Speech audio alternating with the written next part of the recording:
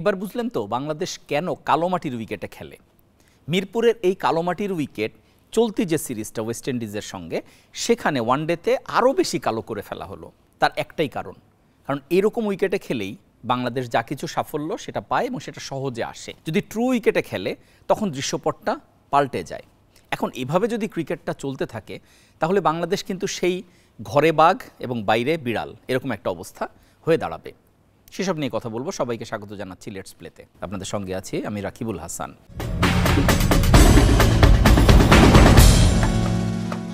One day series যেটা শেষ হলো বাংলাদেশ 2-1 জিতেছে, তার মধ্যেও একটা ম্যাচ কিন্তু হারতে হয়েছে, যদিও অফিসিয়ালি সেই ম্যাচটা টাই, সুপার ওভারে বাংলাদেশ হেরেছিল। কিন্তু উইকেট নিয়ে সমালোচনা অনেক হয়েছে। ইভেন ওয়েস্ট ইন্ডিয়ান ম্যানেজমেন্ট থেকে সরাসরি বলা হয়েছে যে এরকম উইকেট তারা কখনো দেখেনি, এরকম উইকেটে খেলা হয় এটা তাদের জানা নেই।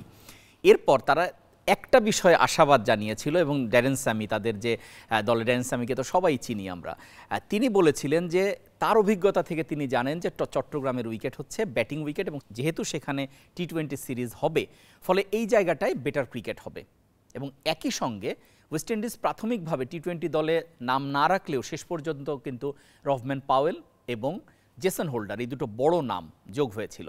তো সব কিছু মিলে টি-20তে ওয়েস্ট ইন্ডিজই ফেভারিট, এটা স্পষ্ট ছিল। বান্ডেল থাকলে প্রতি সেনমানিতে টাকা বাঁচবে।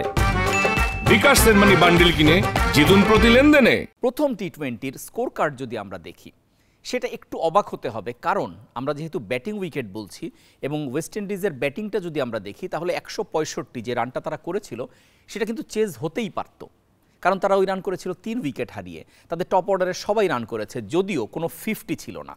যদি কারো ইনিংস 50 ছাড়িয়ে লম্বা হতো তাহলে হয়তো ওয়েস্ট ইন্ডিজ রানটাকে 165 জায়গায় 175 কিংবা 185-তে নিয়ে যেতে পারতো। সেটা পারেনি, কারণ কেউ 50 করেনি। কিন্তু উইকেট তারা মাত্র 3টা হারিয়েছিল। এখন এরকম একটা উইকেটে 165 চেস করার যে জায়গাটা তৈরি হয় বা যে স্বপ্নটা তৈরি হয় সেটা বাংলাদেশ শুরুতেই গুড়িয়ে দেয়। 41 রানে 4 উইকেট হারিয়ে ফেলে, টপ অর্ডার শেষ এবং কারো ব্যাটে কোনো রান নেই। মানে এটা কতটা অবিশ্বাস্য একটা বিষয় যে বাংলাদেশ যে টপ অর্ডার তারা একই ভুল বারবার করছে। আপনি যদি ওপেনার তানজিদ তামিমের কথা দেখেন, প্রায়শই তিনি 10, 15, 20 এরকম একটা রান করে আউট হয়ে যাচ্ছেন, যেটা ক্রিকেটে অপরাধ। কারণ এই রানটা করা মানে আপনি কিছুটা সময় উইকেটে ছিলেন, একটু সেট হয়েছেন, তার পোটেনশিয়াল আছে সেটাও আমরা জানি, ভালো ভালো কিছু ইনিংস আছে, কিন্তু ধারাবাহিকতা নেই। একই সঙ্গে বর্তমান সময়ে যদি ইনফর্ম বলি সাইফ হাসান, কিন্তু তারও একটা কিন্তু ধারাবাহিকতা না থাকার রোগ আছে, সেটা আমরা দেখেছি। লিটন দাস তিনি আসলে অনেক বেশি ইমোশনাল। গতকাল যে আউটটা হয়েছেন, আউট হয়ে ঠায় দাঁড়িয়েছিলেন উইকেটে, কেন? আপনি খেলতে পারেননি, রিটার্ন ক্যাচ চলে গেছে, আপনি অত বিস্ময় নিয়ে দেখানোর তো কিছু নেই।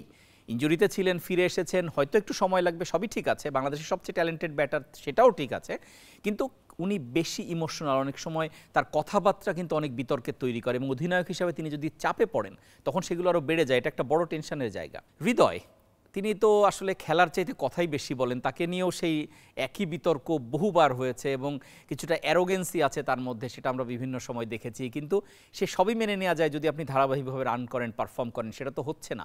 শামীম পাটোয়ারি তিনি যেভাবে আউট হয়েছেন, বোল্ড হয়েছেন, এটা আসলেই দৃষ্টিকটু। মানে এরকম উইকেটে এভাবে তিনি বোল্ড হয়ে যাবেন।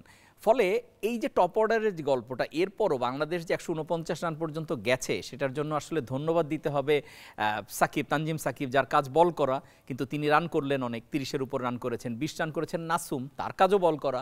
এবং একদম শেষ যে 2 ব্যাটার, তার মধ্যে একজন হচ্ছে তাসকিন, একজন মুস্তাফিজ, দুজনই কিন্তু 2 অঙ্কে রান করেছেন। ফলে এই রানগুলো যোগ হওয়াতেই কিন্তু মনে হচ্ছে যে ঠিক আছে বাংলাদেশ তো ফাইট দিয়েছে, কিন্তু আসলে কিন্তু বাংলাদেশ ফাইট দেয়নি।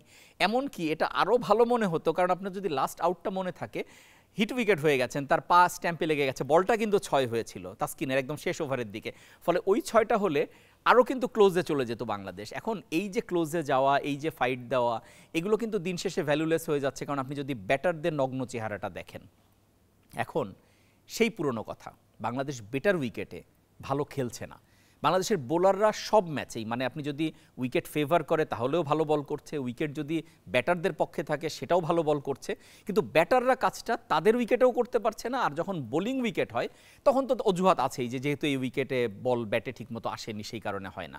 এখন এভাবে যদি চলতে থাকে তাহলে কিন্তু খুব বড় মুশকিল এবং বাংলাদেশ কিন্তু কোনো বিরতি পাচ্ছে না। মানে একদিন বিরতি, জাস্ট মানে একদিন পর পর টি-20 ম্যাচ বাংলাদেশ বিশ্রাম নিয়েছে এবং তারপরে দ্বিতীয় টি-20 খেলতে যাবে। ফলে সেখানে যদি ঘুরে দাঁড়ানো না যায়, এখনই যদি ঘুরে দাঁড়ানো না যায়, এবং যেহেতু উইকেটটা ব্যাটিং উইকেট, টপ অর্ডারকে রান করতেই হবে এবং এখানে যদি সিরিজ হেরে যায় তাহলে কিন্তু আলটিমেটলি 3-0-তে সিরিজ হেরে যে হোয়াইট ওয়াশ হয়ে আরও একবার লজ্জা পাওয়ার একটা চান্স আছে এবং এটা দুর্ভাগ্যজনক বলবো এই জন্যে যে টি-20তে কিন্তু somehow Bangladesh back to back অনেকগুলো সিরিজ জিতেছে, শ্রীলঙ্কাকে হারিয়েছে, পাকিস্তানকে হারিয়েছে, আফগানিস্তানকে হারিয়েছে। এরপরে হঠাৎ করে যদি টি-20তে এরকম ছন্দপতন হয় সেটা সত্যিকারের হতাশা হবে।